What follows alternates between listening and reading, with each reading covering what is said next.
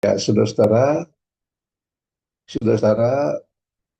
penulis kitab Pengkhotbah ini disebutkan dirinya sebagai Kohelet, itu bahasa Ibrani yang artinya pengajar, pengumpul jemaat, pembicara di pertemuan, yang dalam bahasa Indonesia diterjemahkan pengkhotbah. Ada yang berkata penulisnya adalah Salomo, tapi ada juga orang berkata bukan Salomo. Penulis tidak diketahui, tapi menggunakan figur Salomo sebagai suara refleksi hikmat. Nah, maksud saya mengatakan ini adalah kita tidak perlu jelas siapa penulisnya secara manusiawi. Kita jelas bahwa Roh Kudus penulis daripada seluruh Alkitab ini. Pesannya sangat jelas dalam kitab ini, yaitu hidup tanpa Allah adalah kesia-siaan. Dalam pasal 12 ayat 13 berkata, takutlah akan Allah dan berpeganglah pada perintah-perintahnya. Kohelet atau kitab Pengkhotbah ini adalah kitab yang jujur. Dia tidak berbicara dengan bahasa religius yang manis, mengawang, tetapi dengan realitas hidup yang keras. Pengkhotbah mengamati hidup di bawah matahari. Di bawah matahari kehidupan manusia sebagaimana adanya. Rapuh, terbatas, sering membingungkan. Kitab ini adalah suara kebijaksanaan yang lahir dari pergumulan panjang dari kehidupan ini. Ia bukan teori dari ruang kelas, ya, bukan hasil diskusi di kelas, tetapi refleksi dari pengalaman nyata. Pengkhotbah melihat kehidupan dari dekat, tentang keberhasilan dan kegagalan, kehormatan dan kehinaan, kerja keras dan kesia-siaan, semua diamati dengan jujur. Semua diamati dengan jujur. Dalam bagian yang sudah kita baca tadi, kita menemukan rangkaian pepatah hikmat yang tampaknya sederhana, tetapi menyimpan kedalaman rohani yang luar biasa. Tema sentralnya adalah kontras antara hikmat dan kebodohan. Bukan sekedar sebagai kecerdasan intelektual, melainkan sebagai kualitas batin atau hati. Hati orang berhikmat menuju ke kanan, tetapi hati orang bodoh ke kiri. Minta perhatian saudara dengan perkataan hati. Hati yang dimaksud di dalam Alkitab adalah pusat kehidupan manusia,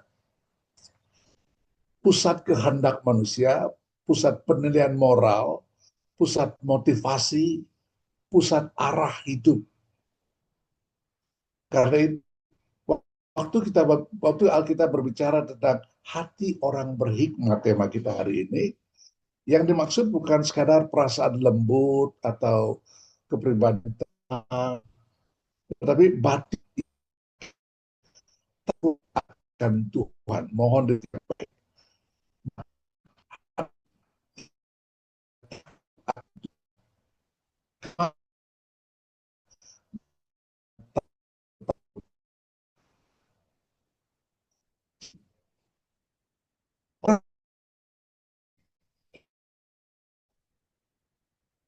fasih berbicara tapi miskin hikmat, berpengaruh tapi tanpa kedewasaan rohani. Sebaliknya, orang yang sungguh berhikmat adalah mereka yang memiliki hati yang dibentuk oleh Tuhan. Pasal 10 ayat mati membuat urapan dari pembuat minyak wangi berbau busuk dan mengeluarkan bau. Demikian juga sedikit kebodohan lebih berat dari hikmat dan kehormatan. Sudah perhatikan di sini perkataan lalat-lalat. Dalam terjemahan lain saya baca bukan banyak, bukan plural form, bukan lalat-lalat, tetapi satu lalat. Sebenarnya artinya tidak berbeda. Satu lalat saja sudah merusak ramuan itu. Minyak wangi pada zaman kuno sangat berharga, saudara-saudara. Proses pembuatannya sangat rumit dan mahal. Minyak wangi itu melambangkan kehormatan, reputasi, kualitas hidup. Tapi hanya beberapa lalat mati sudah cukup untuk merusaknya. Jangankan lalat-lalat, satu lalat mati saja cukup untuk merusaknya. Bau busuk menggantikan keharuman. Di sini pengkhotbah ingin mengguncang kesadaran kita, menyadarkan kita.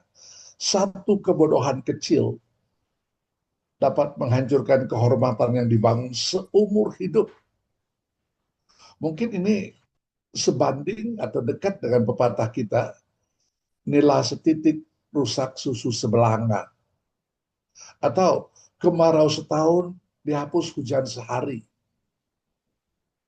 Banyak orang menghabiskan puluhan tahun membangun nama baik. Dengan pekerjaan yang baik, seperti karakter terpuji, pelayanan setia, kesaksian yang indah. Tetapi satu tindakan bodoh terjadi.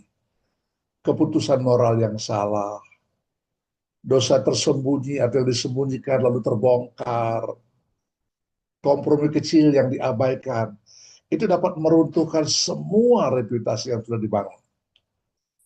Kebodohan kecil misalnya, kata-kata yang sembrono. Saya baru mendengarkan seorang ustadz menegur ustadz-ustadz yang lain, yang kalau sudah berbicara di mimbar, ngomongnya ngaco, kata-katanya sembrono, kadang kata-kata yang kotor naik ke mimbar. Saya selalu ingatkan mahasiswa atau rekan-rekan, banyak humor yang boleh dikatakan sebagai humor mimbar. Banyak humor, apalagi kata-kata sembrono yang tidak boleh naik ke mimbar. Saya pegang kata-kata Billy Graham tentang hal ini. Ada yang disebut dengan uh, pulpit joke, ada yang bukan pulpit joke. Pulpit itu mimbar, lelucon mimbar dan lelucon non mimbar. Kebodohan kecil misalnya kemarahan sesaat, begitu meledak, lanjut melihat dan lalu mereka berkata, oh begitu tak orang ini. Ada keserakahan yang terus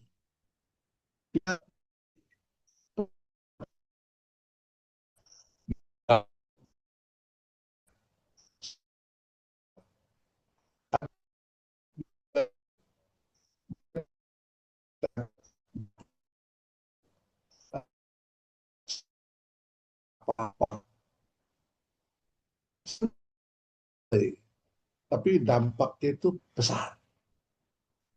Hati orang berhikmat, peka terhadap dosa kecil. Mungkin saudara masih ingat khotbah-khotbah yang saya dan rekan-rekan sampaikan.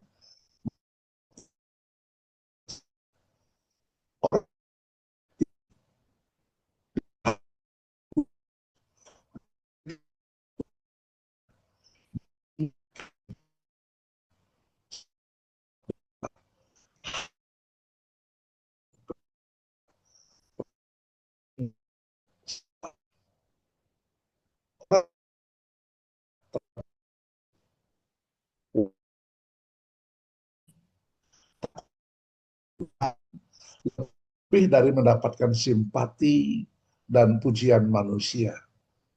Kita seringkali berada pada dua sisi ini. Kita ingin dipuji oleh orang lain, kita ingin dikenal orang lain. Lalu diam-diam di hati kita kecenderungan itu mengarahkan hati kita kepada tindakan-tindakan yang seperti itu.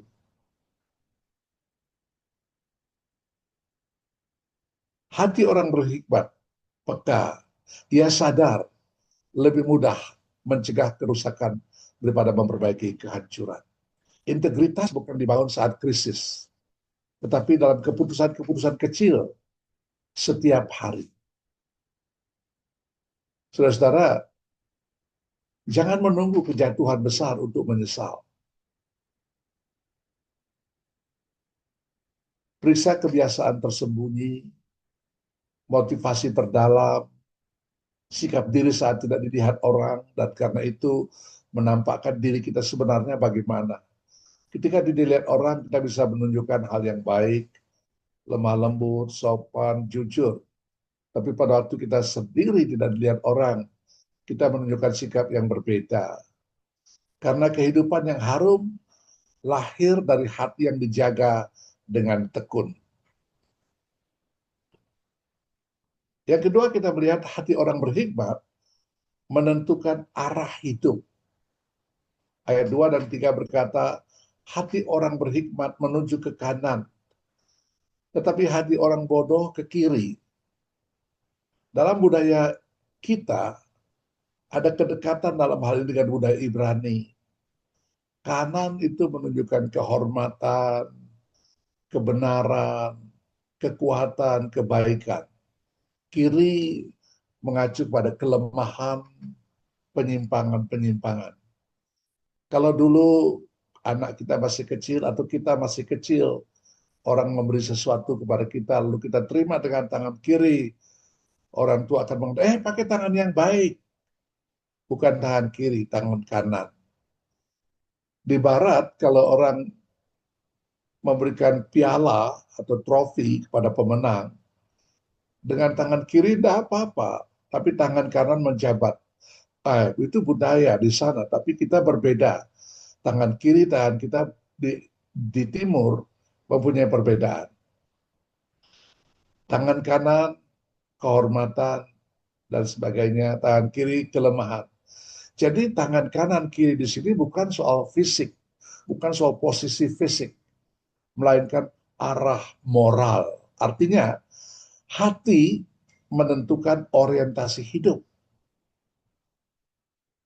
Jadi sebelum kaki melangkah, hati sudah memilih arah lebih dahulu. Banyak orang menyalahkan keadaan. Lingkungan buruk, tidak memungkinkan, keluarga sulit, kesempatan terbatas, dan sebagainya. Tetapi pengkhotbah menyoroti akar terdalam, yaitu masalah terbesar manusia adalah orientasi hati. Kemana hati kita itu berorientasi? Orientasi hati itu mendahului tindakan. Sebelum kita berkata-kata, sebelum kita melangkah, hati kita sudah menentukan orientasi. Itu sebabnya pengkhotbah selalu mengatakan takut akan Tuhan. Takut akan Tuhan, orientasi kita ditentukan di situ. Apakah yang saya buat ini benar? Membangun dan sebagainya. Lalu dari situ baru saya melangkah atau berkata-kata. Hati yang tidak takut, hati yang tidak takut itu mudah menyimpang, mudah tergoda, dan mudah salah prioritas. Ayat 3 berkata, juga kalau ia berjalan di jalan, akalnya tidak ada padanya. Orang bodoh memperlihatkan kebodohannya kemanapun ia pergi. Saya teringat dulu ada diundang ke Sulawesi Tengah, ke Poso, oleh gereja-gereja yang bergabung di Sulawesi Tengah. Mereka mengadakan retreat pemuda di tepi Danau Poso. Saya salah satu penceramahnya dan seorang di antara rekan penceramah, seorang dokter yang terkenal di sana. Dia berceramah berkisar dia bercerita tentang pengalamannya menerima seorang uh, pasien, seorang pemuda. Lalu dokter ini bertanya, apa keluhannya? Dengan suara keras dan bangga, pemuda itu mengatakan, sipilis, saya kena sipilis. Bangga. Karena kebodohan bukan sekedar kurang informasi, melainkan rusaknya pusat pertimbangan kita. Itu yang saya katakan dengan hati tadi. Perjalanan hidup bukan terutama soal kecepatan. Zaman sekarang seorang menentukan cepat. Rudal supersonik, begitu cepat melewati kecepatan suara. Tetapi bukan soal kecepatan, tapi soal arah. Lebih baik lambat di jalan yang benar daripada cepat di jalan yang salah. Karena itu kita perlu bertanya, kemana kecenderungan hati saya? Kemana orientasi hati saya? Nilai apa yang memimpin keputusan saya? keputusan-keputusan yang saya buat itu dipimpin oleh apa? Orientasinya kemana? Arah hati menentukan tujuan hidup. Yang ketiga, hati orang berhikmat itu tenang dalam tekanan. Ayat 4 berbunyi, jika amarah penguasa bangkit terhadap engkau, jangan meninggalkan tempatmu. Yang digambarkan di sini adalah konflik dengan penguasa atau atasan. Respon alami kita sebagai manusia biasanya takut atau marah atau defensif, defensif, atau yang paling sering yaitu ingin melawan, takut, marah, membela diri, atau defensif, ingin melawan. Tapi hikmat berkata, tenang, tetap tenang, tenang. Ketenangan meredakan kesalahan besar, katanya. Tenang bukan berarti lemah. Tenang adalah kekuatan yang terkendali. Orang berhikmat tidak reaktif, tidak meledak-ledak, tidak dikuasai emosi. Ia menguasai diri karena hatinya stabil. Ledakan emosi itu merusak relasi, memperkeruh masalah, menimbulkan penyesalan panjang kemudian. Kita tahu ucapan penyesalan selalu datang terlambat. Sudah lewat, baru kita menyesal. Satu amarah sesaat dapat menghancurkan kepercayaan bertahun-tahun. Karena itu, waktu kita jangan tergesa-gesa membalas, jangan cepat meninggalkan tanggung jawab, jangan biarkan emosi memimpin keputusan. Hati yang berhikmat memilih respons, bukan bereaksi. Yang keempat, kita membaca ayat 5 dan 7, di situ kita menemukan hati orang berhikmat memahami realitas dunia yang tidak sempurna. Pengkhotbah mengamati kesalahan dalam pemerintahan. Orang bodoh di tempat tinggi, orang kaya tidak memandang hikmat itu benar atau direndahkan. Bahkan dikatakan hamba menunggang kuda, bangsawan berjalan kaki. Satu hal yang sangat ironi. Realitas hidup sering tidak adil. Sistem dunia tidak selalu menghargai hikmat. Orang tidak layak bisa berkuasa. Kita lihat di sekitar kita, tidak jauh-jauh. Orang tidak layak bisa berkuasa. Tidak berkompeten, tapi mempunyai posisi tinggi. Orang benar bisa tersisih. Kita terus menyaksikan di dalam negara kita terjadi peristiwa-peristiwa seperti ini. Orang jujur dibuang, tidak dipakai, dimusuhi. Orang berhikmat tidak iri, tidak kepahitan, juga tidak sinis. Ia sadar dunia tidak sempurna, tetapi yang dia yakini, Tuhan itu berdaulat. Tuhan tetap berdaulat. Ini yang menguatkan langkah kita. Di tengah-tengah situasi yang kita lihat tidak menentu dan terbalik, kita diingatkan Tuhan tetap memegang kendali. Kendali sejarah dunia, kendali sejarah pribadi, bahkan kendali sejarah segala sesuatu. Pernah sudah mendengar dan sering sudah dengar, history is his story. Sejarah adalah kisahnya Tuhan. Dunia tidak sempurna. Hikmat memberi kita perspektif atau cara pandang kekekalan. Semua ini akan sebentar, semua akan berlalu. Tapi kekekalan dalam kedaulatan Tuhan itu tidak akan pernah berubah. Itu yang disebut dengan berjalan dengan iman, bukan dengan penglihatan. Kepahitan itu kalau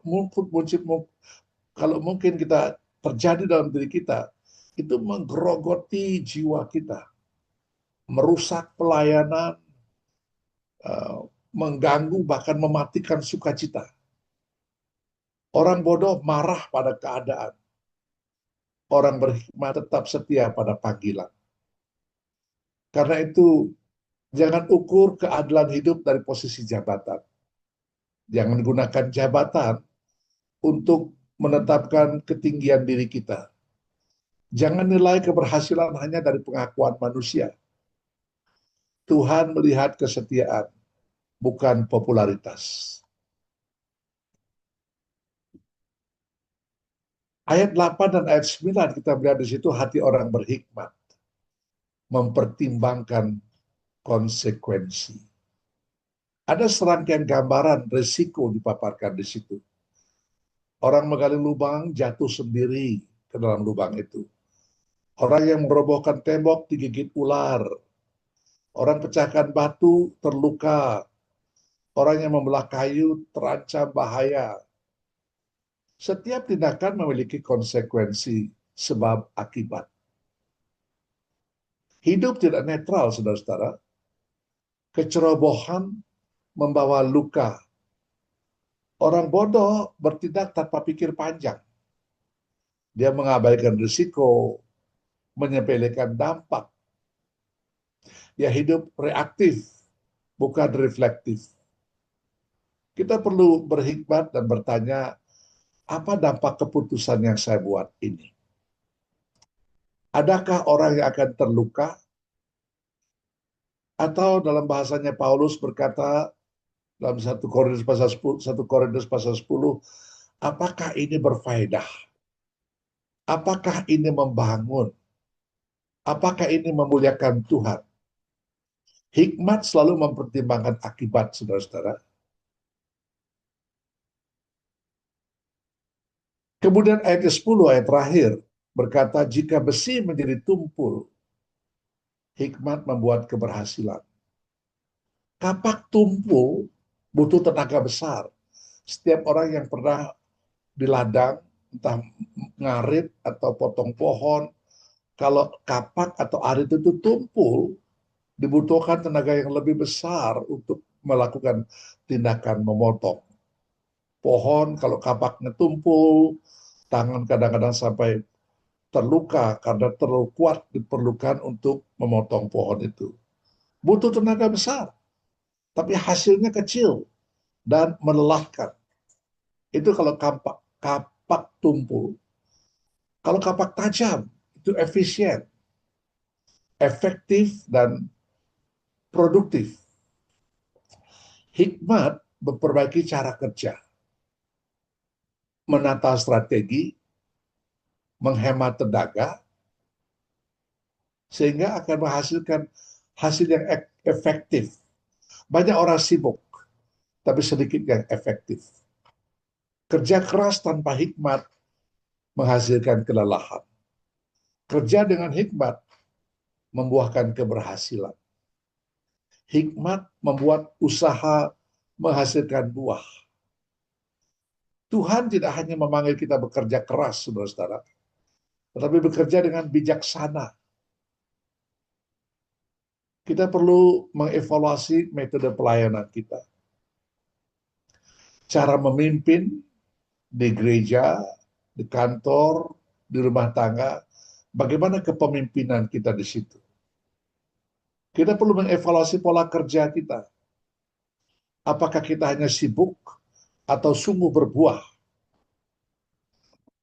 Jadi dari ayat 1 sampai dengan ayat 10, kita melihat hal-hal seperti itu. Dari seluruh bagian ini kita melihat hati orang berhikmat itu pertama, dia menjaga integritas. Kedua, dia menentukan arah hidup yang benar di hadapan Tuhan. Atau takut akan Tuhan. Ketiga, dia tenang dalam tekanan. Keempat, dia menerima realitas dunia yang tidak adil. Yang kelima, mempertimbangkan konsekuensi. Dan yang keenam, bekerja dengan efektif. Jadi, hikmat bukan soal IQ. Saya berkali-kali pernah menyebutkan, lebih dari 2 kali saya pernah berkata, hikmat dan pengetahuan berbeda. Pengetahuan membuat kita menjawab pertanyaan, What? Apa itu? Itu what? Apa itu atom? Apa itu ini atau apakah itu? Tetapi hikmat menjawab pertanyaan how, bagaimana. Banyak orang tahu pengetahuan mengatur rumah tangga, tapi dia tidak tahu mengatur rumah tangganya sendiri. Dia tahu what, tetapi tidak tahu how. Nah, saudara-saudara, kita perlu kembali kepada pepatah pendek dalam Pengkhotbah 10 ini, tapi artinya begitu dalam, mencakup seluruh kehidupan kita. Mari kita sama-sama berdoa. Tuhan, berikan kami hati yang berhikmat. Jauhkan kami dari kebodohan yang kecil yang merusak. Arahkan langkah kami di jalan-Mu. Ajar kami tenang dalam tekanan. Setia dalam ketidakadilan. Dan bijaksana dalam setiap keputusan kami. Untuk membuat sesuatu yang berfaedah, yang membangun, yang memuliakan Tuhan. Amin. Saya kembalikan Pak Robert.